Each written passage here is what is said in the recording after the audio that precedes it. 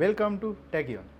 අද වීඩියෝ එකෙන් අපි බලාපොරොත්තු වෙන්නේ මොඩර්න් හයිබ්‍රිඩ් සිස්ටම් එක නැතුවම බැරි උපාංගයක් වෙන CT සෙන්සර් එක ගැන කතා කරන්න. ඉතින් අපි මේ වීඩියෝ එකේදී බලාපොරොත්තු වෙනවා මේ CT සෙන්සර් එකක් අවශ්‍ය වෙන්නේ මොන වගේ කාරණා සඳහාද, කොහොමද මේක හරියටම ඉන්ස්ටෝල් කරගන්නේ, මේකෙන් තියෙන බෙනිෆිට්ස් මොනවද කියන එක ගැන කතා කරන්න.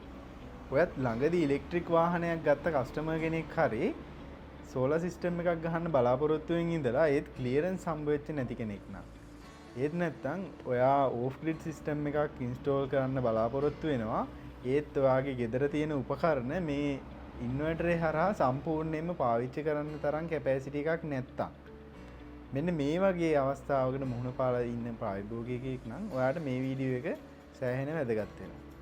අද අපි වීඩියෝ එකේදී කතා කරන්නේ මෙන්න මේ මගේ අතේ තියෙන CT sensor. ඒ නැත්තම් current transformer sensor කියන උපකරණය ගැන.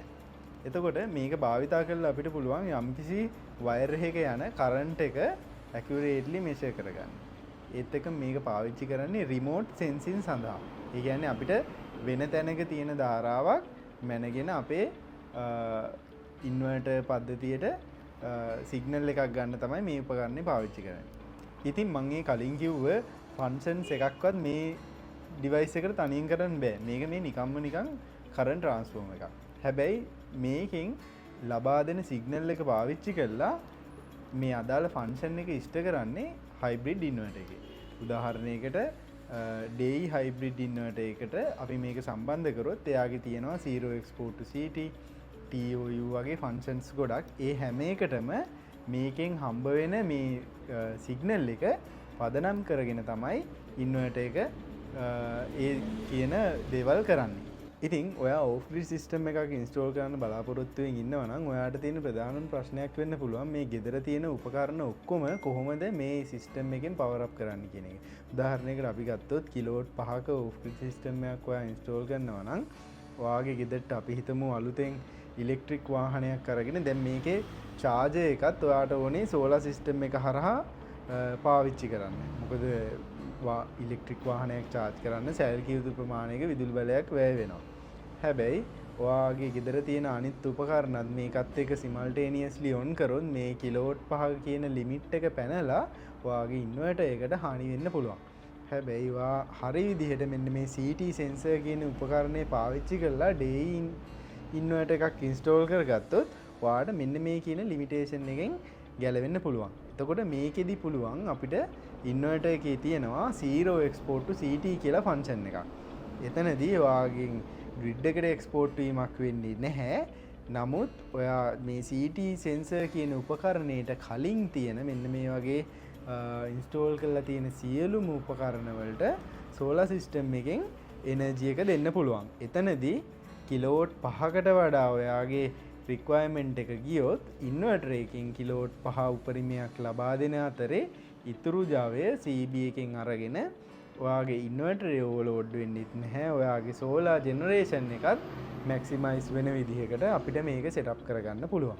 ඒත් එක්කම පහුගිය දවස්වල හොට් ටොපික් එකක් වුණා මේ හයිබ්‍රිඩ් සිස්ටම් වලින් කොහොමද ග්‍රිඩ් එකට එක්ස්පෝර්ට් කරලා නයිට් ටයිම් පීක් එකේදී වැඩිපුර ආදායමක් ගන්න කියන එක. ඉතින් ඒ කාරණාවෙදිත් මේ CT sensor එක ලොකු රෝල් එකක් ප්ලේ කරනවා. අපිට මේ CT sensor එක නැතුව හරියටම බැටරි එකෙන් එක්ස්පෝර්ට් කරන ටයිම් එක ෂෙඩියුල් කරලා ප්‍රෝග්‍රෑම් කරන්න බැහැ. ඉතින් එතනදිත් මේ CT sensor එක නිවැරදිව ඉන්ස්ටෝල් කරගෙන තියෙන එක වැදගත් වෙනවා. ඉතින් ඔයා DEI හයිබ්‍රිඩ් ඉන්වර්ටර් එකක් ගන්නවා නම් ඔයාට ඒකත් එක්ක මෙන්න මේ වගේ CT sensor එකක් නොමිලේම හම්බ වෙනවා. මේ DEI එකත් එක්ක හම්බ වෙන CT sensor එකට පුළුවන් මිලි ඇම්පියර් 50ක සංවේදීතාවයකින් කරන්ට් එක මෙෂර් කරන්න. මේත් එක්කම ඇම්පියර් 100ක උපරිම ධාරාවක් මනින්නත් මෙයාට හැකියාව තියෙනවා. ඉතින් මේ ට්‍රාන්ස්ෆෝමර් එකක් ඔයා කොහොමද DEI ඉන්වර්ටර් එකට හරියටම සම්බන්ධ කරගන්නේ කියලා බලමු.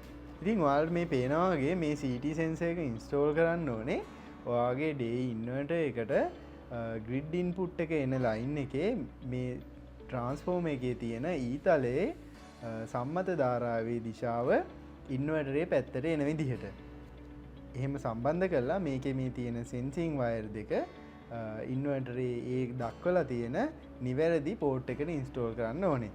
සිංගල් පේස් ඉන්වර්ටර් එකක් නම් එක CT sensor එකකුත් ත්‍රීෆේස් ඉන්වර්ටර් එකක් නම් CT සෙන්සර් 3ක් විදිහටත් ඉන්ස්ටෝල් කරන්න ඕනේ.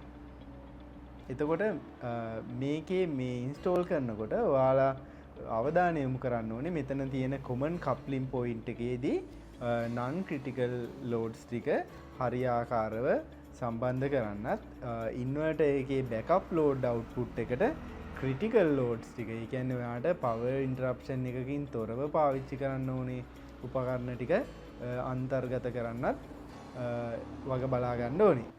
ඉතින් ඔයත් හයිබ්‍රිඩ් සිස්ටම් එකකට යන්න බලාපොරොත්තු වෙනවා නම් මෙන්න මේ වගේ ෆීචර්ස් තියෙන ස්මාර්ට් හයිබ්‍රිඩ් සිස්ටම් එකකට ඉන්වෙස්ට් කරන්න. මේ වගේ තාක්ෂණික වැදගත් තොරතුරු දැනගන්න අපේ YouTube channel එක subscribe කරලා දිගටම එකතු වෙලා ඉන්න.